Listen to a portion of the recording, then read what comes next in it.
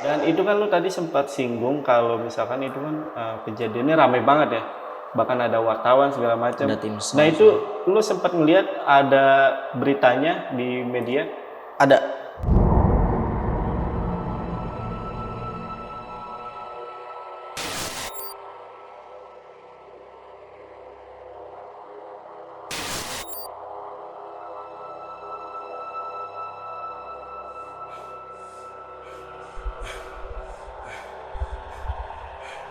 Tangan, badan gua, kaki nggak bisa digerakin. Rasanya sesek, Bang. Ini ada apa dalam hati gua? Coba buka mata gua, lalu gua kaget. Gua tuh ngeliat dari bawahnya dulu, itu kakinya gede, kukunya panjang-panjang, ukuran kakinya itu 3 kali lipat dari ukuran manusia normal. Rambutnya itu gondrong dan dia bertaring, mata merah. Dia duduk begini, nindihin gua.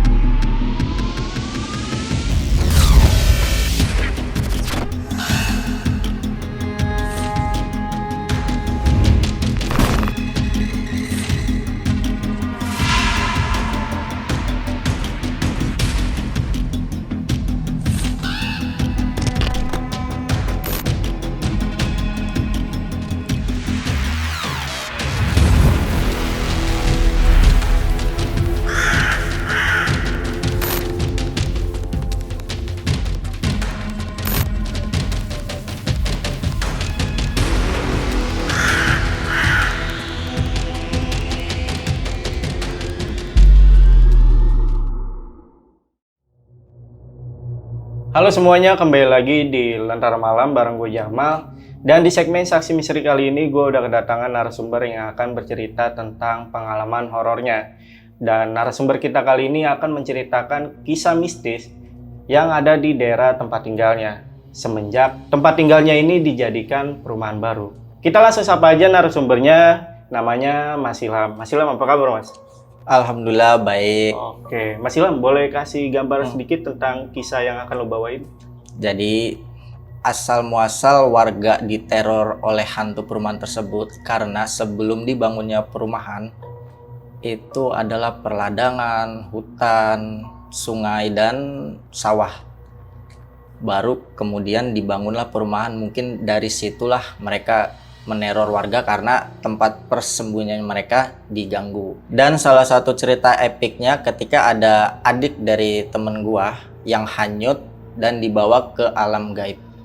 Oke, buat kalian yang penasaran sama cerita lengkapnya Mas Ilham, tonton videonya sampai habis. Dan tanpa basa-basi lagi, Saksi Misteri, kita mulai.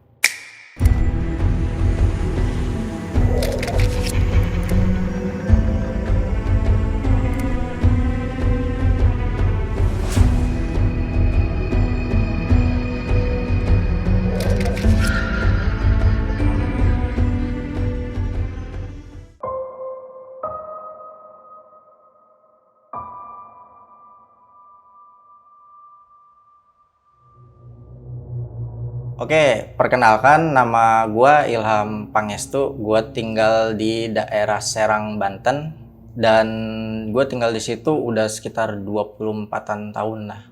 Jadi pada kesempatan kali ini gue mau ceritain tentang teror hantu perumahan. Jadi gini bang, sebelum perumahan itu dibangun pada tahun 80-an, itu dulunya tanah luas, ada ladang, kebun, hutan, dan sawah beserta lapangan bola dan lain-lain. Cuma dimiliki oleh satu orang, sebut saja Mr. X. Tanah tersebut dengan luas 10 hektar. Nah, pada tahun 90-an mulailah dibangun perumahan yang namanya Perumahan Taman PT-PT, kita bilang itu ya. Nah, pada tahun tersebutlah dimulainya teror.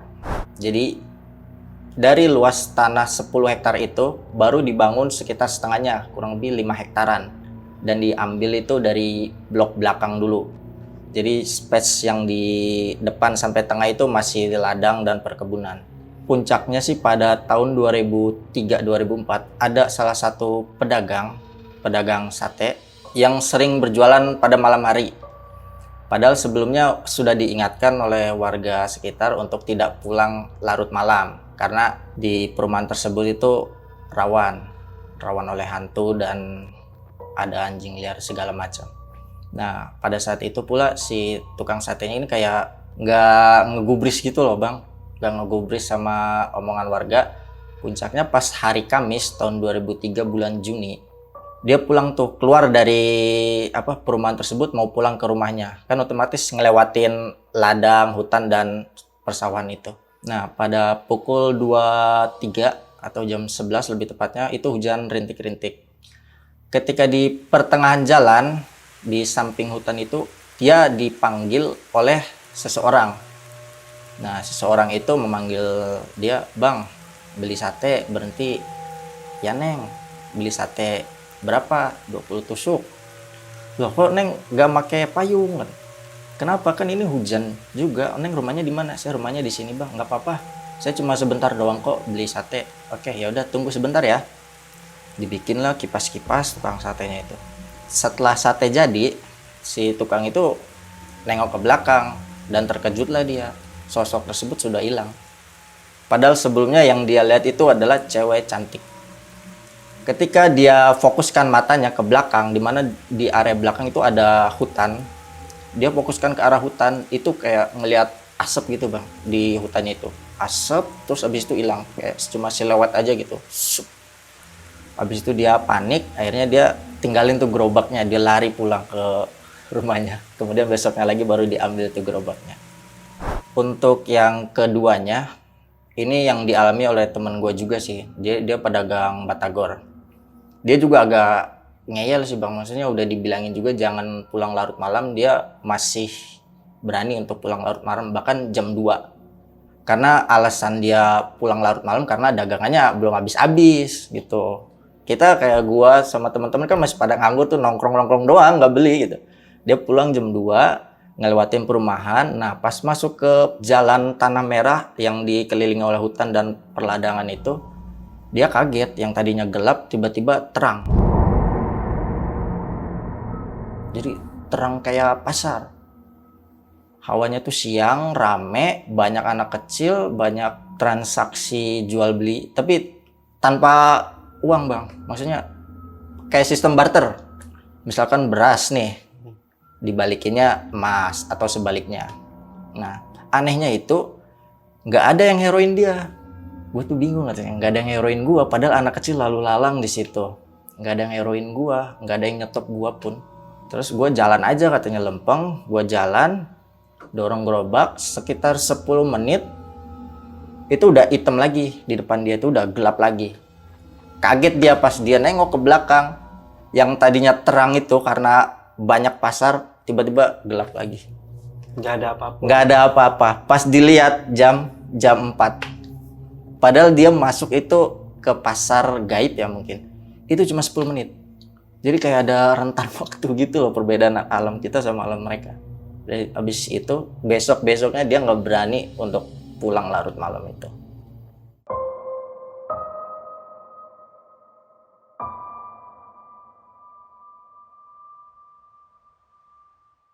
Untuk selanjutnya, ini yang gue alamin sama keluarga ya. Jadi pada tahun 2007-2008 namanya kita masih sekolah gitu, masih belum ada kerjaan lah. Jadi saya tuh sering pulang malam sama teman-teman.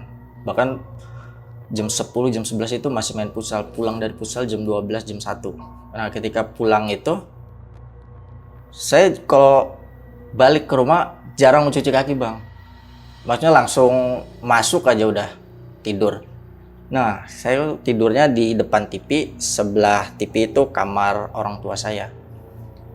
Jadi pada jam tersebut saya tuh tidur biasanya pakai training panjang ya, sama pakai rompi, nggak pernah telanjang dada sama kolor itu nggak pernah. Pas jam 2 orang tua saya mau masak beras, katanya mau masak nasi lah. Dia bangun lilir kayak ucek-ucek gitu, katanya ngelihat saya. Nggak pakai baju tapi pakai celana kolor ke arah belakang, ke arah ada dapur sama toilet di belakang. Dipanggil lah, "Le, mau kemana? Le," kata ibu saya tuh. Cuma dia terkejut, maksudnya kok nih anak nggak nyaut-nyaut sih, ditungguin tuh lama nggak balik-balik bang. Pas itu ibu saya nengok, maksudnya mau mastiin nih anak ada nggak sih.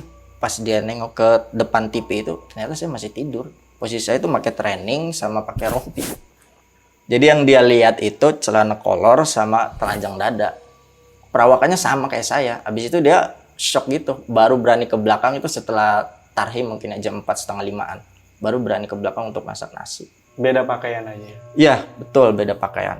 Ya, jadi setelah kejadian ibu gua itu yang diteror oleh sosok yang menyerupai gua, itu selang berapa lama gua yang ngalamin sendiri. Pas pulang dari main futsal itu jam 11-an, gue seperti biasa tidur itu langsung tidur aja, nggak pakai cuci kaki, cuci muka. Tidur jam 1 mulai lilir gitu, gue kaget. Tangan, badan gue, kaki nggak bisa digerakin. Rasanya sesek banget. Ini ada apa dalam hati gue? Gue masih belum, ini mata tuh masih merem aja, masih ngantuk gitu ya, gimana sih? Pas itu gue coba buka mata gue, ternyata gue kaget.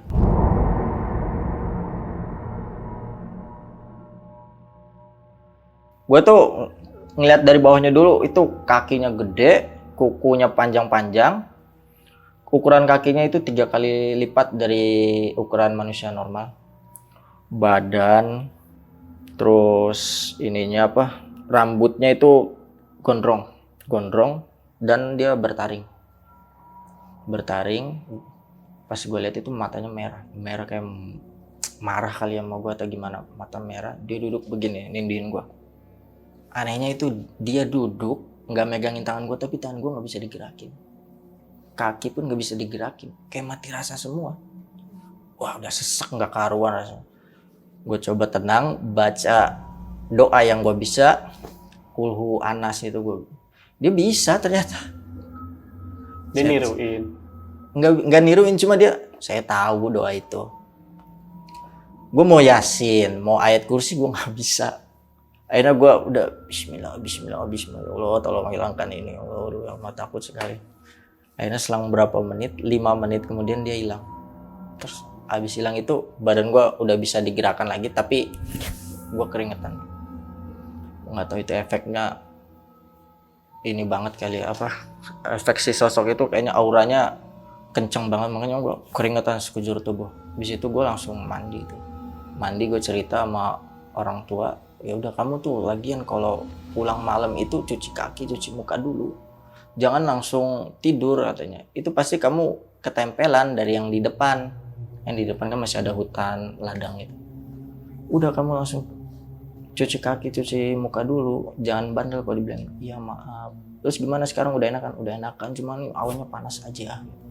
Gue mandi tuh masih panas aja itu awannya, walaupun keringatnya udah hilang. Ada lagi nih bang, teman gue. Jadi kalau di sana tuh tiap tahun rutin ngadain pasar malam. Rentan waktunya itu mereka disewa 1 bulan. Pada hari pertama sampai hari ketiga mereka itu tidur di rumah contoh perumahan. Jadi biasanya di perumahan itu ada rumah contoh bangunan gitu. Ada 2 rumah contoh dan 1 rumah Mr. X itu. Jadi si rumah Mr. X itu rumah yang kayak nggak boleh ditempatin gitu bang. Karena terkenal angker dan dia orang pertama yang ada di daerah situ pada tahun 70-80. Walaupun orangnya udah pindah ke Jakarta. Jadi singkat cerita, si temen gue ini yang penjaga pasar malam ini ngalamin hal yang di luar nalar bang. Pada suatu malam hari keempat, kan hari ketiga itu, hari pertama sampai ketiga dia tidur di rumah contoh ini. Di hari keempat dia nekat tidur di rumah Mr. X itu. Entah gimana pikirannya, jadi dia tidur di situ sama temennya. Sekitar jam 11 mulai tidur lah mereka. Jam 1 atau jam 2 si temen gue ini lilir, terbangun gitu. Dia fokusin matanya ke kincirnya dia. Dilihat kok kincir gue jalan, muter. Ini siapa yang gerakin? Dia lihat ke bawah ada orang yang gerakin. Dia tuh nggak tahu itu orang biasa atau makhluk gaib, dia nggak tahu. Yang jelas yang dia lihat itu kayak napak lah kakinya, tapi bajunya hitam hitam semua. Ini orang ngapain sih gerakin ini kincir angin gue, padahal yang lain pada mati kok, pasarnya juga udah tutup. Abis itu dia fokusin ngeliat ke arah atas, terus kincirnya berhenti. Pas berhenti dia kaget, yang dilihat itu di atas ternyata pocong. Ada pocong. Pocong posisi begini. Oh iya. Dia, kok ada pocong? Yang di bawah juga masih. Yang di bawah tuh anehnya masih muterin, tapi pas dilihat ke atas itu berhenti kincirnya. Dan itu dia nge-freeze 20-30 detikan. Karena dia masih nggak percaya gitu. Kincir gua goyang, terus ada pocong. Pas nge-freeze itu dia nggak langsung fokusin ke kincir itu, Bang. Dia bangunin temannya dulu. Bangun. Apaan sih, gua ngantuk gini? Bangun, itu kincir gua itu ada ini. Pas dia nengok lagi ke kincirnya, itu sosoknya udah hilang, dan orang yang di bawah itu yang sebelumnya dilihat lagi muterin kincirnya itu udah hilang juga. Dan abis itu dia nggak berani tidur di tempat Mr. X itu. Dia tetap istirahat di rumah contoh yang lama itu.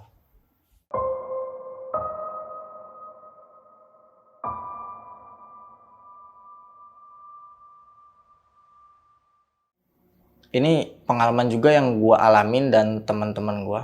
Jadi di sana itu terkenal warganya suka judi, suka mabok, sama kalau cowoknya itu playboy pasti. Walaupun pada pengangguran pasti playboy, Bang.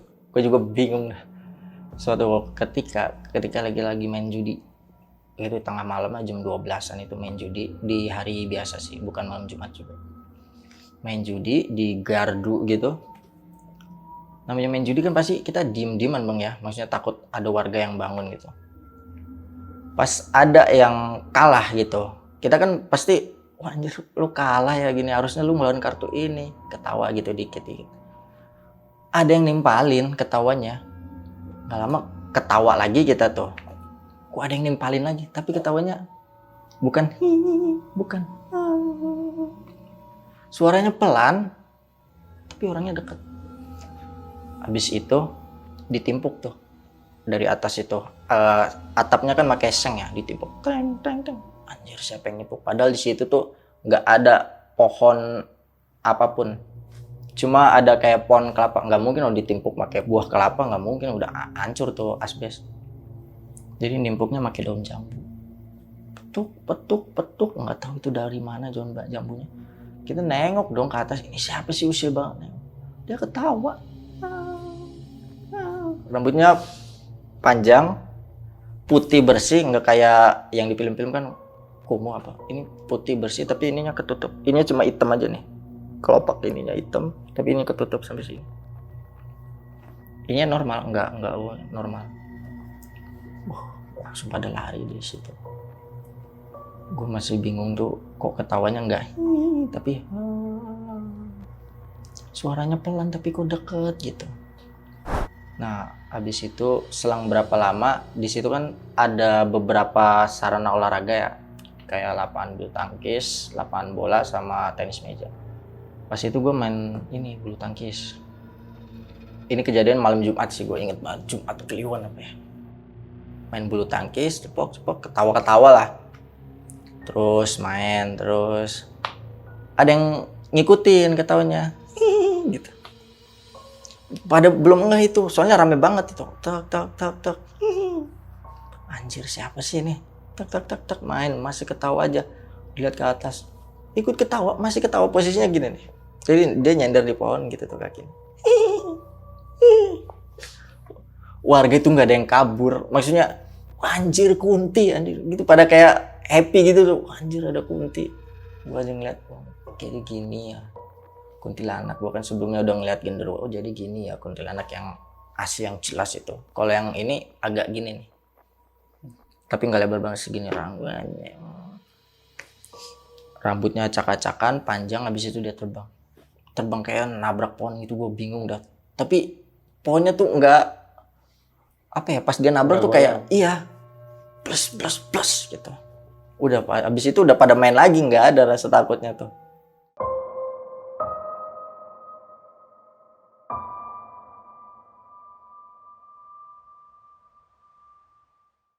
pada tahun 2017 bulan Oktober.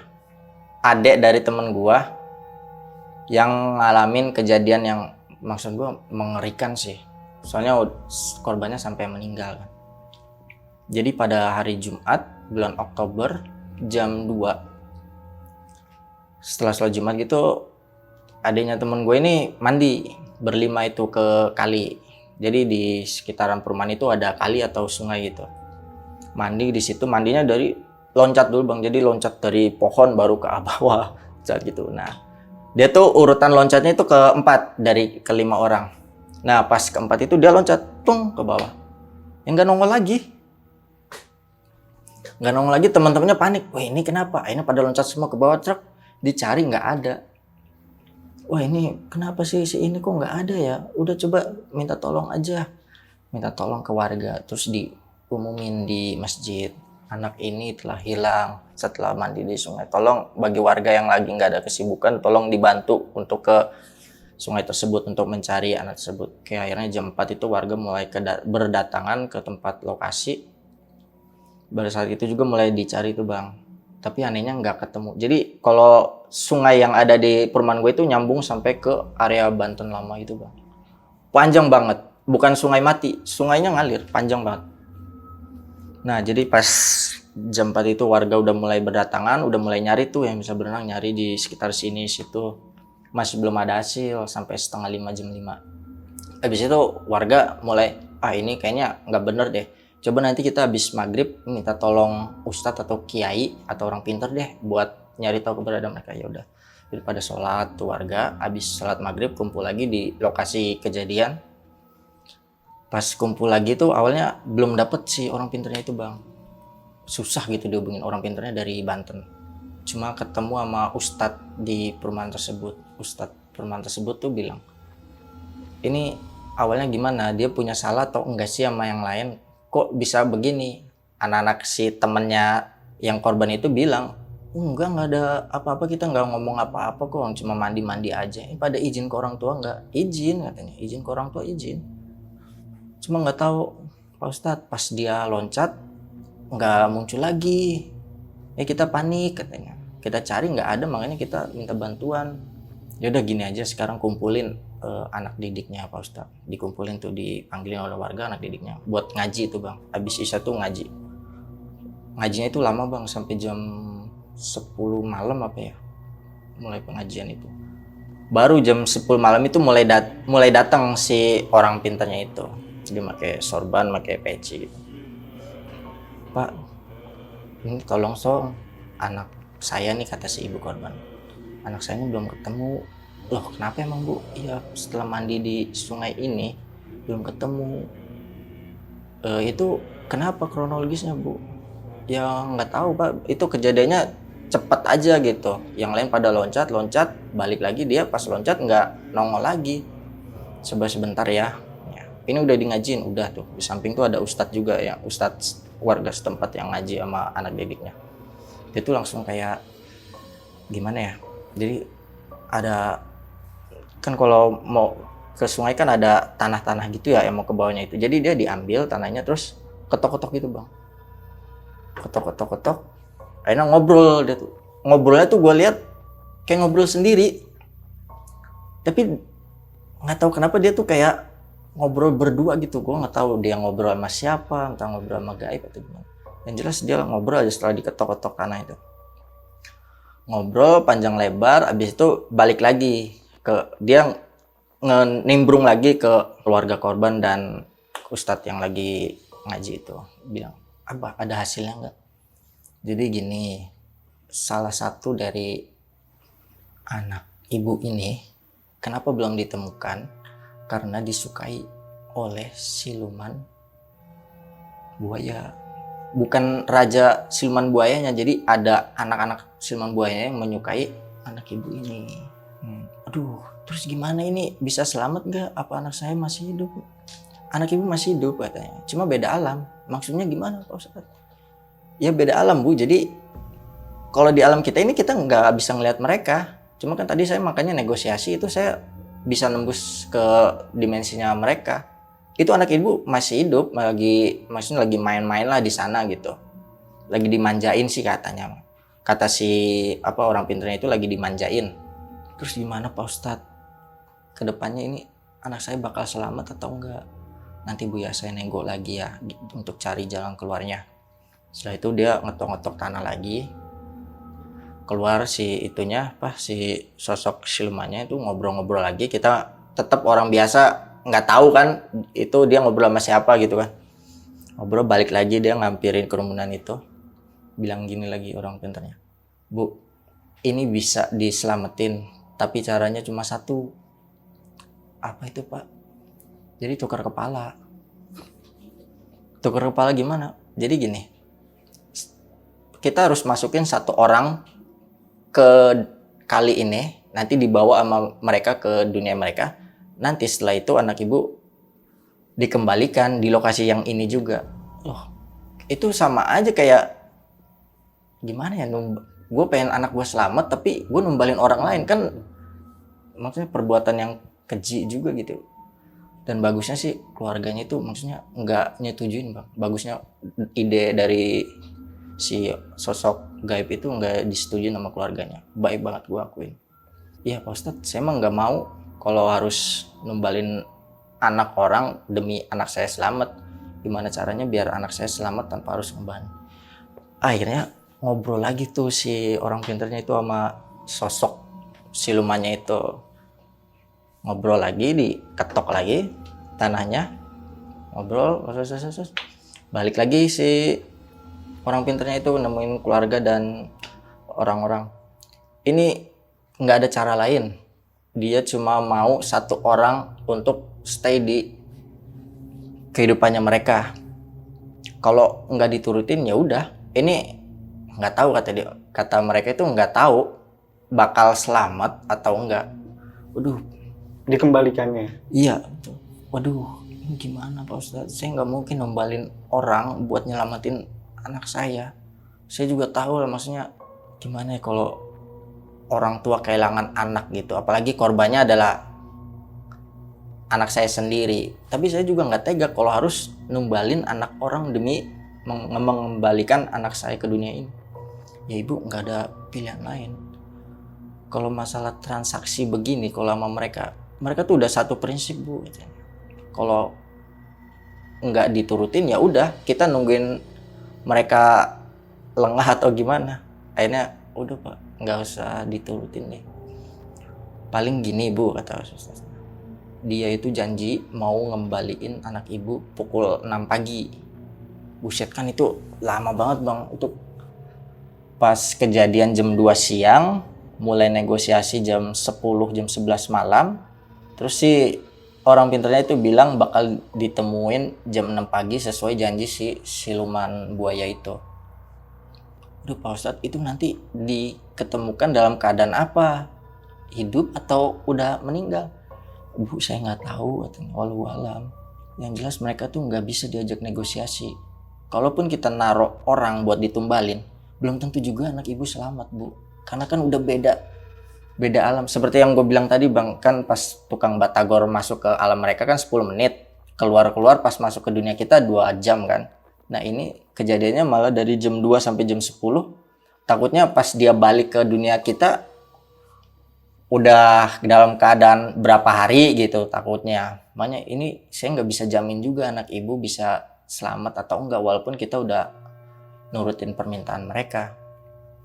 Yaudah Bu, sekarang mah ikhtiar aja. Doa sama tunggu di rumah. Banyak-banyak doa aja Bu, jangan putus. Ini kan ada santri-santri anak didiknya Pak Ustadz yang lagi ngedoain. Insya Allah Bu, pasti ketemu.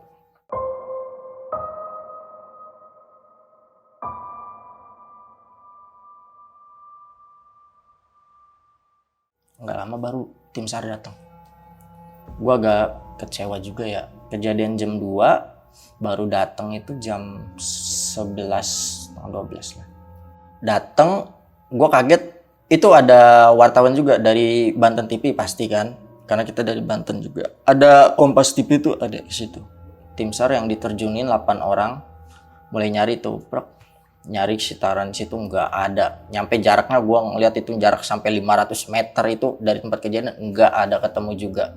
Padahal sungainya itu apa ya, nggak selalu dalam bang. Yang tempat kejadian itu emang dalam karena airnya tenang kan, kalau dalam tenang. Nah setelah 100-200 meter itu udah mulai deres airnya kan, berarti agak ini kan apa, cetek lah kalau deres gitu. Dicari sekitaran situ nggak ada, di dekat pohon-pohon itu takutnya nyelip atau apa, nggak ada ketemu juga. Akhirnya tim SAR-nya nyerah gitu kan. Saya udah nggak tahu lagi nih bu, orang udah dicari sama tim terbaik saya masih nggak ketemu. Akhirnya keputusan ada di ibu, kata si orang pinternya. Ada di ibu, tim SAR udah berusaha masih belum dapat. Ada ustadz juga lagi pada ngaji, masih belum ada hasilnya juga, anak ibu belum balik. Saya juga udah negosiasi tapi mereka masih nggak mau mengembalikan. Ya udah pak, nanti tunggu besok aja. Tapi itu benar nggak sih pak, mereka bakal balikin besok? Di ini lagi ternyata ditok lagi tuh tanahnya, entah nyariat buat manggil si dia kali, mau mastiin si orang pinternya. Panggil terus ngobrol-ngobrol, balik lagi. Orang pinternya bilang pasti mereka balikin pukul 6 pagi bu, pasti. Cuma seperti yang saya bilang, nggak tahu dalam keadaan meninggal atau masih hidup. Mereka juga nggak bilang gitu, cuma mau balikin jam 6 pagi. Tapi lokasinya nggak di sini. Jadi sungai itu kan panjang bang, sampai Banten Lama itu nyambung. Ini kejadian itu di depan, di blok depan lah, perumahan depan. Dia bilang, si orang pinternya bilang itu, ini ditemukannya bukan di sini bu, tapi di sungai yang ada di belakang. Ini dari blok depan sampai ke belakang itu ada 10 gang lah. Jadi ditemuinya di gang yang ke-10 ini. Itu luasnya itu hampir 1 kilo bang. Makanya kok gue bingung kenapa harus jauh banget, kenapa nggak bisa di sini? Nggak tahu bu, katanya. Ini sama siluman atau kita ngobrol sama dunia gaib tuh ya begini, kejadiannya kayak di luar nalar. Pokoknya ibu percaya aja sama saya, besok pasti ketemu, anak ibu pasti ketemu pukul 6 pagi. Saya udah diskusi juga sama mereka, udah negosiasi, dan mereka mau akhirnya untuk mengembalikan anak ini pada pukul 6 pagi. Akhirnya ibu ini dengan gimana ya, anaknya hanyut, belum diketemukan, dia harus ikhlas, dia harus menunggu di rumah. Ini dia sedih bang, sedih, terus ngingetin ke saudara-saudaranya buat ikhlas apapun yang terjadi nanti besok, serahin aja sama yang di atas. Mau keadaan dia meninggal atau hidup, itu serahin aja sama yang di atas.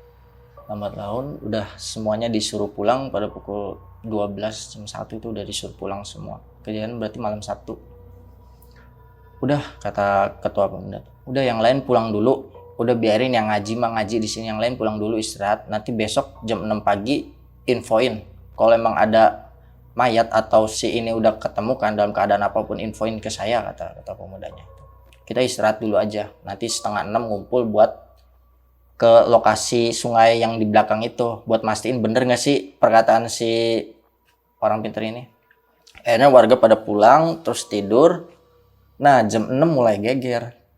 Jadi warga blok belakang, gua kan blok depan ya, blok 1, di blok 10 itu geger, teriak-teriak itu, ada mayat.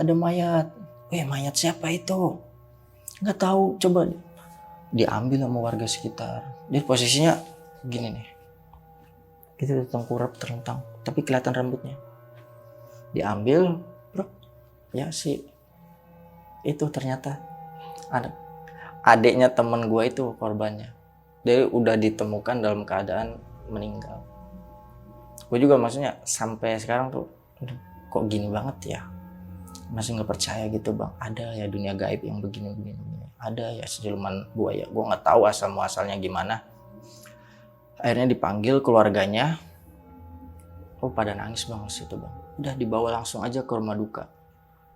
Yang anehnya itu gimana ya, nggak ada luka luar tuh, nggak ada. Baret gitu, dia habis kena apa pecah apa gitu, darah di luar itu nggak ada. Cuma adanya perut agak buncit. Ini biru, ini biru. Perut agak buncit, sininya biru nih. Nggak ngerti gue itu luka dalam atau gimana. Dan yang nggak masuk logika kan harusnya diketemukan di sekitar blok depan. Ini kenapa harus sampai di belakang ini? Harusnya kalau dia nganyut terus, normalnya kan nganyut terus pasti dia nabrak-nabrak apa dong? Entah nabrak kena batuan, pasti ada bekasnya lecet apa enggak. Ini nggak ada. Lukanya luka dalam semua, biru semua, perutnya gendut. Udah habis itu dibawa ke rumah duka. Habis di rumah duka udah mulai di ngajiin, disolatin pukul 9. Habis itu pukul 10 atau 11 di hari Sabtu mulai dimakamin, dikuburkan di situ juga, di perumahan situ juga.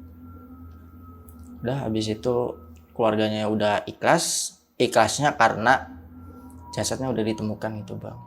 Kan mereka kalau nggak ikhlas tapi jasadnya belum ditemukan kan repot gitu. Ini untungnya jasadnya udah ditemukan walaupun keadaan meninggal, keluarga sudah ikhlas, semua sudah dimaafkan juga lah kalau misalkan si korban ada salah atau apa. Udah habis itu setelah dimakamkan, udah habis itu warga disuruh bubar ke masing-masing. Oke, cerita dari gua mungkin itu aja. Ambil yang positifnya, buang yang negatifnya. Mohon maaf juga kalau ada salah-salah kata. Gua Ilham Pangestu. Terima kasih.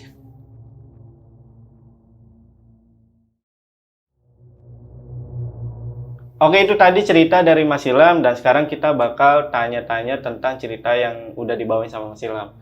Mas, ini yang gue pengen tanyain adalah cerita yang terakhir nih. Yang soal adik dari temen lo ini meninggal ya. Nah, itu kan kejadiannya itu tahun berapa itu?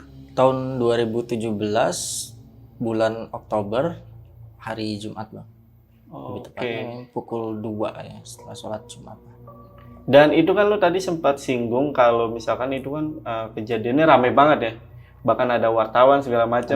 Nah itu lo sempat ngelihat ada apa beritanya di media? Ada di Banten TV waktu itu gue lihat. Di Banten TV. Walaupun di situ ada Kompas, lo nggak sempat ngeliat? Iya nggak sempat, entah pas nayangin gue nggak lagi nonton TV atau gimana. Yang gue tahu Banten TV aja. Oke. Itu kan berarti di sungai tersebut sebelumnya itu pernah ada kejadian serupa gak? Enggak, belum ada. Tapi yang gua tahu itu di situ pernah ada yang bilang tinggali oleh sosok siluman buaya putih. Karena kan itu sungainya panjang banget bang, luas lah sampai Banten Lama gitu. Sungai hidup lah, sungai ngalir gitu, bukan sungai mati. Jadi intinya nggak ada kejadian? Belum ada kejadian sebelumnya. Nah, ini kan lu sempat bahas juga kalau di situ juga ada orang pintar dan juga ustadz ya. Nah, orang pintarnya itu siapa sih kalau boleh tahu? Itu juga sebenarnya ustadz bang, tapi bukan dari warga gua. Itu minta tolong dari orang Bantennya langsung. Katanya sih ilmunya lebih tinggi, yang bisa melihat dengan mata batin lah gitu. Kalau yang ustadz gua ini itu nggak bisa ngelihat dunia gitu, cuma dia pinter aja di ngaji dan ini imannya, itu aja sih. Karena gue juga sempat bingung dulu. Iya, makanya orang pinter bisa bergabung dengan ustadz ya. Makanya sebenarnya dua-duanya ustadz, cuma yang satu yang gue bilang orang pinter ini karena dia ada kelebihan kayak semacam indigo lah, bisa ngelihat makhluk tak kasat mata gitu. Bahkan bisa berkomunikasi ya? Bisa, betul. Oke, ini pertanyaan selanjutnya nih. Ini soal yang tukang gerobak masuk ke alam lain ya. Jadi lu juga sempat bilang kalau misalkan perasaan si tukang gerobaknya ini cuma 10 menit ya di jalan ya. Tapi pada saat keluar itu ternyata udah 2 jam. Itu menurut lu gimana? Jadi pas dia keluar dari perumahan itu pada pukul 2 pagi bang. Masuk ke pasar tersebut sekitar 10 menit lah. Ketika dia keluar lagi, itu rentan waktunya berubah drastis. Dia ngecek jam, ternyata udah jam 4 pagi. Nah, setelah itu dia mulai kayak, oh ini gue mimpi nggak sih? Perasaan gue tadi ngeliat pasar, dan rentan waktunya cuma 10 menit kok, harusnya jam 2:10, ini kok jam 4 pagi gitu. Ternyata besoknya itu dia cerita sama orang yang mungkin lebih tahu itu, ternyata dia tuh masuk ke dunia gaib. Karena emang di dunia gaib sama dunia kita itu rentan waktunya beda bang. di dunia gaib sebentar, tapi di kita tuh bisa lama. Misalkan di dunia gaib sehari, di kita bisa seminggu atau itu sih yang gue tahu cerita dari dianya. Ini mungkin jadi pertanyaan terakhir gue ya, Ya. soal yang apa namanya ada pasar malam ya, Ya. si penjaga pasar malam ini. Lo sempat bilang kan kalau rumah Mr. X ini ditempatin sama penjaganya ya, penjaga si pasar malamnya. Ya? Nah emang pada saat itu si Mr. X-nya rumahnya itu kosong atau gimana? Kosong. Jadi sebelum perumahan dibangun dia ada di situ. Ketika perumahan dibangun, ketika dia jual ke developer, dia udah pindah Ke gitu. Jakarta. Ke Jakarta, betul. Dan sampai saat ini tanahnya si perumahan barunya ini masih milik dia gak? Udah semuanya udah dijual. Oh, udah bukan milik dia. Tapi ada 2 perumahan sekarang, Bang. Jadi sebelumnya itu kan dia ngejualnya 5 hektar doang. Sekarang 5 hektarnya lagi dijual ke developer yang berbeda. Oke. Nah, si penjaganya itu kan sempat masuk berarti ya? Sempat tinggal di situ ya? Itu ada yang aneh gak di dalam rumahnya? Panas. Hawanya tuh panas. Oke. Panas, gelap, dan itu padahal udah nggak layak ditempatin. Itu tanaman-tanaman tuh udah rimbun semua, udah tinggi-tinggi itu. Di dalam tuh masih ada barang-barang bekas yang barang-barang kuno lah gitulah. Ada Vespa-nya si Mr. X juga. Oh, ada barang-barang kuno? Ada Vespa Mr. X yang udah nggak kepake lama itu. Gue juga makanya bingung kok nih ngapain temen gue si penjaga ini ngapain tidur di situ gitu kan, udah dibilangin gitu. Yaudah, mungkin cukup untuk cerita dari Mas Ilham. Sekali lagi Mas Ilham boleh kasih sosial media lo ke teman-teman? Untuk yang mau tanya-tanya atau mau ngobrol dengan saya, follow aja IG saya di @ilhampangestu_08. Oke, itu tadi untuk akun Instagramnya Mas Ilham. Nanti linknya gue taruh di deskripsi buat teman-teman yang pengen tanya-tanya soal cerita yang udah dibawain sama Mas Ilham. Video kali ini cukup. Gua Jamal dari Lentera Malam. Mas Ilham pamit. Bye.